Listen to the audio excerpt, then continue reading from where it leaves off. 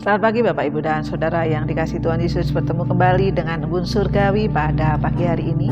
Mari kita akan merenungkan firman Tuhan bersama-sama. Sebelum kita akan memulai hari ini, kita akan berdoa. Bapa kami yang di surga, kami mau bersyukur kalau pagi hari ini kami dibangunkan di dalam keadaan yang baik. Terima kasih. Dan saat ini kami akan mengawali dengan firman-Mu. Biarlah semua kebaikan firman-Mu selalu menguatkan kami. Dalam nama Tuhan Yesus kami berdoa, haleluya, amin. Kita akan pada pagi hari ini kita akan belajar bersama-sama firman Tuhan yang terambil dari kitab Filipi pasal yang keempat ayat ke-6 dan yang ke-7. Saya akan membacakan di dalam kitab versi bahasa Indonesia masa kini tentang jangan khawatir ya. Di dalam Filipi dikatakan, jangan khawatir mengenai apapun dalam segala hal.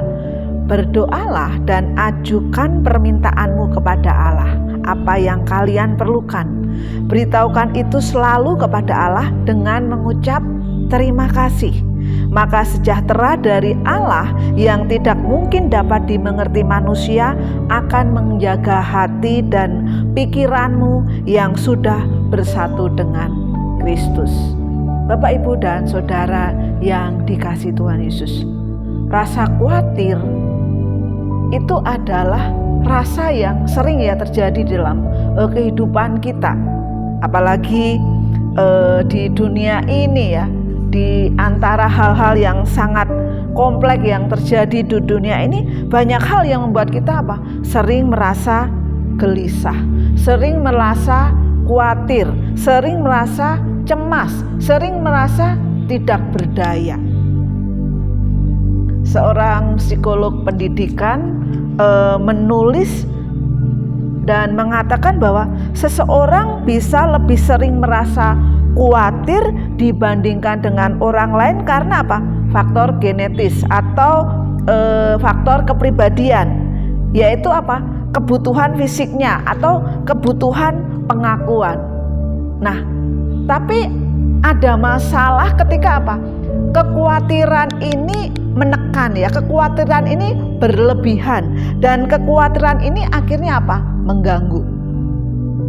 Sehingga terjadi penyimpangan. Bapak, Ibu, dan Saudara yang dikasihi Tuhan, ya. Kita sebagai orang Kristen pun tidak imun ya terhadap yang namanya kekhawatiran ini ya.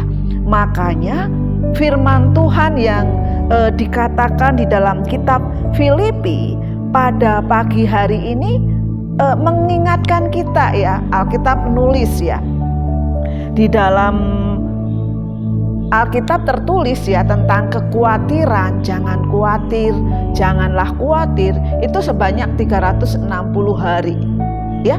Yang ini seolah-olah Allah itu ingin mengingatkan kita, seolah-olah Allah ingin menguatkan kita ya. Seringnya kekhawatiran terjadi dalam kehidupan kita. Bapak, Ibu, dan Saudara yang dikasihi Tuhan, jangan khawatir mengenai apapun dalam segala hal. Berdoalah dan ajukanlah permintaanmu kepada Allah, apa yang kamu perlukan. Beritahukan itu ya, beritahukan itu selalu kepada Allah dengan mengucap terima kasih ya. Memberitahukan kepada Allah apa yang menjadi kekhawatiran kita itu adalah sebuah doa yang artinya obat yang manjur untuk kekhawatiran kita, rasa cemas kita, rasa khawatir yang berlebihan itu hanya satu, yaitu berdoa ya. Sehingga dikatakan di dalam Filipi ini, beritahukan itu selalu kepada Allah ya. Beritahukan itu selalu kepada Allah, yang artinya berdoalah selalu kepada Allah, karena ini adalah obat satu-satunya untuk menahan dari segala kekhawatiran yang terjadi di dalam kehidupan kita. Bapak, Ibu, dan Saudara yang dikasihi Tuhan, ketika obat kekhawatiran adalah doa, itu kita lakukan terus-menerus akan mengubah sesuatu.